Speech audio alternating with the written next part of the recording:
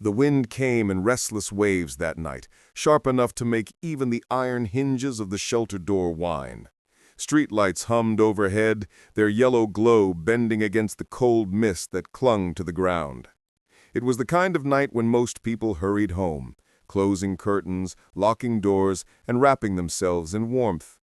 But outside the animal shelter on the edge of town, one soul had no curtain to hide behind, no door to lock, no home to return to. The German shepherd lay pressed against the steel threshold, his body curled tightly as though he could fold himself out of existence. His coat, once the proud armor of his breed, was now matted with mud and thin patches where fur had fallen away. Every rib was visible, stretching his skin taut, like fragile wooden beams under strain. He was breathing, yes, but each breath carried the sound of effort, as though his lungs were being forced to keep going when the rest of his body had already surrendered. Then came the sound. Not a bark, not the commanding growl that German shepherds are so often known for. What broke the silence was a cry, soft at first, half whimper, half breath. It carried with it a note of shame, as though the dog himself felt unworthy of asking for help. The sound floated across the parking lot, bounced off the walls of the darkened shelter, and disappeared into the cold night air where nobody should have been listening. But cries, no matter how faint, have a way of pulling at unseen threads. The shepherd's paws shifted weakly, scraping against concrete. His pads were cracked, bleeding at the edges from miles of wandering. For weeks, maybe months, he had survived by chasing shadows of food, half-eaten scraps near dumpsters, muddy puddles for water, the occasional kindness of a stranger too busy to linger. Every time he thought he had found someone who might stay, the story ended the same way. A door closing, footsteps fading, and silence swallowing him again. Now here he was, pushed by instinct to the very doorstep of a place meant for animals like him. But he didn't know that. All he knew was cold, hunger, and the heavy ache of being unwanted. Another cry slipped out, louder this time. It startled even him, as though he hadn't meant to expose himself so much. He tried to stand, his back legs wobbling, but the strength betrayed him. He collapsed again, his body striking the door. The hollow thud echoed inside, but no one was there to hear it. The minutes stretched, the wind picked up, and the shepherd, for the first time that night, closed his eyes not just to rest, but because part of him was ready to stop. That's when the light appeared. Headlights pierced the darkness, cutting across the empty street. The shepherd's eyes cracked open, blinking against the brightness. The vehicle slowed, engine humming low, before easing to a stop at the edge of the lot. For a moment the shepherd didn't move. He had been tricked before, by footsteps that never returned, by voices that softened, only to harden again. He had learned that hope was a dangerous thing. The driver's side door creaked open. Boots hit the ground. A man stepped out, his breath visible in the cold. His name, though the dog could not know it yet, was Daniel. Daniel had been on his way home from a late shift, his mind heavy with deadlines and exhaustion, when something in the road had caught his eye, the faint outline of an animal pressed against the shelter door. At first, he thought it was just a shadow, but shadows don't cry. He approached slowly, hands open, voice low. "Hey there. Hey, buddy." His words were soft, not the kind of sharp commands the shepherd had grown used to. Each syllable floated like a reassurance, a small thread tossed into the wide gap between them. The shepherd lifted his head, ears flicking back, body tense. His instinct screamed danger. Men had shouted at him before, thrown rocks, slammed car doors. To move closer could mean pain. But there was something in this stranger's tone, an unfamiliar gentleness that tugged at the part of him still desperate to believe. Daniel knelt a few feet away, lowering himself until his eyes met the shepherd's level. He didn't reach out, didn't rush. He simply waited, letting the silence stretch, his own breath clouding the air in soft bursts. The shepherd whimpered again, louder now. The sound cracked, as though carrying all the nights of loneliness packed into one fragile note. Daniel felt it in his chest. That cry wasn't noise, it was confession, it was exhaustion, it was the rawest form of asking for help. "I've got you," Daniel whispered, though the dog could not know what those words meant. He inched forward, but the shepherd flinched, stumbling backward until his body pressed painfully against the steel door. His paws scrambled, nails scratching the concrete. Daniel froze, his heart breaking at the sight. Okay, I won't hurt you." He sat back, settling on the cold ground as if to prove he wasn't a threat. Minutes passed, the wind clawed at his jacket, but he stayed. The shepherd stared, chest rising and falling with quick, shallow breaths. Slowly the trembling in his body eased, not gone, but softened. He was watching, waiting, measuring this man against the ghosts of all who had failed him. The world around them seemed to hold its breath. Cars passed in the distance. A dog barked blocks away. The shelter's sign swayed in the wind, its hinges squealing. But here, in this small circle of light, nothing else mattered but whether one dog would choose to let a stranger near. Daniel reached into his pocket, pulling out the half sandwich he had saved from his shift. He tore a piece, placing it on the ground between them. The shepherd's nose twitched, hunger flaring stronger than fear. Still he hesitated, eyes darting from the food to the man and back again. Minutes stretched, like hours. Then, with trembling legs, the shepherd crawled forward an inch, then another. His body remained low, ready to retreat, but the smell of food was too powerful. His cracked tongue darted out, snatching the scrap before retreating again into the safety of distance. Daniel smiled. Relief softened his features. "That's it. Good boy." Another piece of sandwich, another cautious approach. The dance repeated, each movement a negotiation between survival and trust. And slowly, so slowly, the shepherd closed the gap. When at last his nose brushed Daniel's outstretched hand, the world seemed to still. The shepherd stiffened, expecting the strike, the shove, the pain that usually followed touch. But no pain came. Only warmth. Only a hand that trembled slightly, as if the man himself was holding back tears. The shepherd let out one final cry. Not as sharp, not as broken. It was quieter, almost relieved, like a weight had shifted just slightly. Daniel whispered again, "You're safe now." The shepherd didn't believe it fully, not yet, but for the first time in a very long time, he didn't pull away. And as the wind howled around them, and as the night pressed colder, something fragile and almost invisible began to form in that empty parking lot, something as small as trust and as vast as survival. The chapter of abandonment was not over, not yet, but for this German shepherd, at the edge of despair, the cry in the cold had finally been answered. The first touch was hesitant, like a question asked in silence.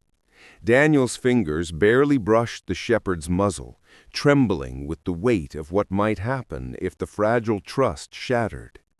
The dog froze. His amber eyes widened, not with joy, but with the raw reflex of an animal that had been betrayed too many times. His body tensed, coiled like a spring, ready to recoil at the slightest hint of cruelty. But no cruelty came. Only stillness, only warmth, only a hand that carried no harm. The shepherd's breath quivered against Daniel's skin. His nose was dry and cracked, his whiskers trembling with exhaustion. The man could feel the heat radiating off him, but it was the wrong kind of heat, feverish, desperate, the kind that came from too many nights without shelter, too many days without proper food. "You're all right," Daniel whispered again, the words spilling out as much for himself as for the dog. His voice was low, rough from hours of silence, yet soft enough to be mistaken for something sacred. The shepherd pulled back, eyes flicking with suspicion. His paws shuffled on the concrete, claws clicking in sharp beats of anxiety. Yet he did not run. Hunger and exhaustion had clipped his wings, and perhaps, buried deep in a place he hardly dared to touch, there was a flicker that wanted to believe. Daniel tore another piece of the sandwich, holding it flat in his palm this time. No distance, no retreat, just an offering. The shepherd's ears tilted back, uncertain. His nose twitched, pulling in the scent. Seconds stretched into eternities. And then, slowly, cautiously, he leaned forward. The roughness of his tongue grazed Daniel's skin as he snatched the morsel. It was quick, almost frantic, but it was enough. The barrier cracked, the gap narrowed. Daniel exhaled, only now realizing how long he'd been holding his breath. Relief slid through him like warmth after a storm. He let his hand remain extended, fingers relaxed, his palm open like a promise. The shepherd studied him, head tilted slightly, ears still pinned. His body carried scars invisible to the eye, the memory of chains, the sting of abandonment, the endless road of nights too long and days too empty. Yet now, in this circle of dim light outside the shelter, he faced a stranger who did not strike, did not shout, did not leave. The man shifted, lowering his body even more, until he sat cross-legged on the cold ground. The gravel bit into him, the chill of the concrete creeping through his jeans, but he didn't care.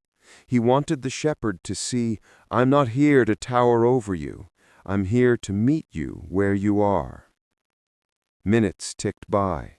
Somewhere in the distance, a siren wailed and faded.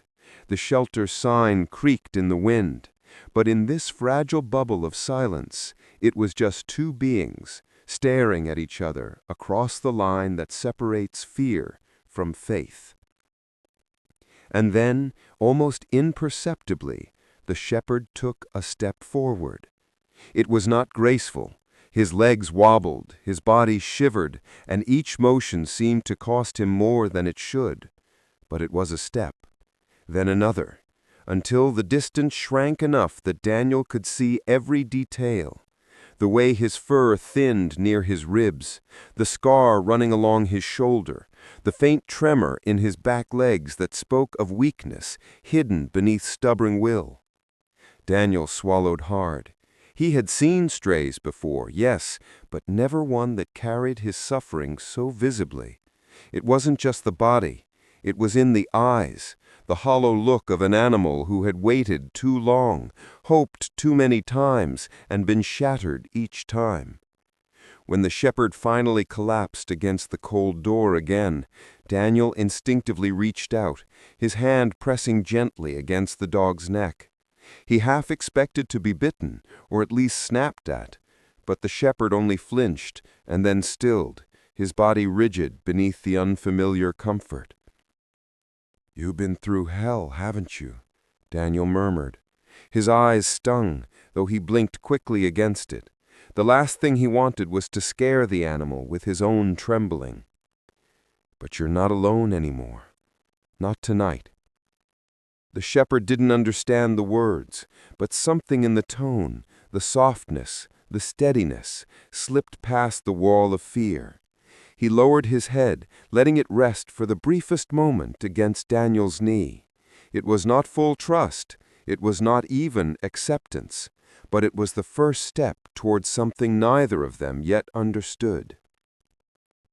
Daniel reached for his phone, fumbling with cold fingers, and called the number painted on the shelter sign. It rang and rang before a tired voice answered. "This is Daniel. I found a shepherd outside your door.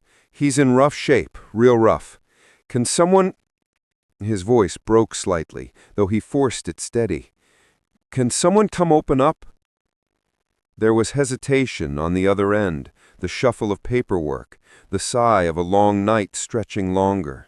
But finally, words came. "Stay with him. We're on our way." Daniel lowered the phone, relief mixing with urgency. He glanced down. The shepherd was still pressed against the door, eyes half-lidded, body trembling. His breaths came shallow, uneven, and each one sounded like it might be the last. "Stay with me," he whispered, running his fingers gently along the shepherd's neck. "Just a little longer." The minutes that followed were some of the longest of Daniel's life. Each breath the shepherd took felt like a gamble.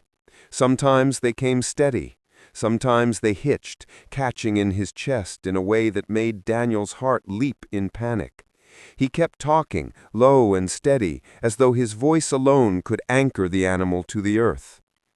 Finally, headlights swept across the lot. A van pulled in, tires crunching gravel. The shepherd stirred weakly, ears twitching, but he lacked the strength to move. Two figures stepped out, shelter workers bundled against the cold, carrying blankets and a crate. "Poor boy," one of them whispered as she knelt beside him. "He wouldn't have lasted the night out here." Daniel's chest tightened at the words. He looked down at the shepherd, whose eyes fluttered, caught between fear and fading consciousness. "We'll take it from here," the worker said gently. But as she reached out, the shepherd tensed again, his body recoiling instinctively. His gaze shot to Daniel, a flash of panic breaking through exhaustion. Daniel realized it in that instant. Somehow, in this short, fragile meeting, he had become the thread the shepherd clung to. "It's okay," Daniel murmured, stroking his head. "They're here to help. I'll stay with you." The shepherd whined softly, as though bargaining, but he didn't fight when the blanket wrapped around him. His body was too weak, his trust was too fragile, but his eyes never left Daniel. And as the workers lifted him carefully, guiding him toward the van, the shepherd let out a final sound, a quiet cry, not of fear, but of something deeper, a plea, a question. And Daniel followed close, his steps matching theirs, whispering the same words over and over like a vow. You're safe now." The shelter doors opened at last, spilling light into the cold night.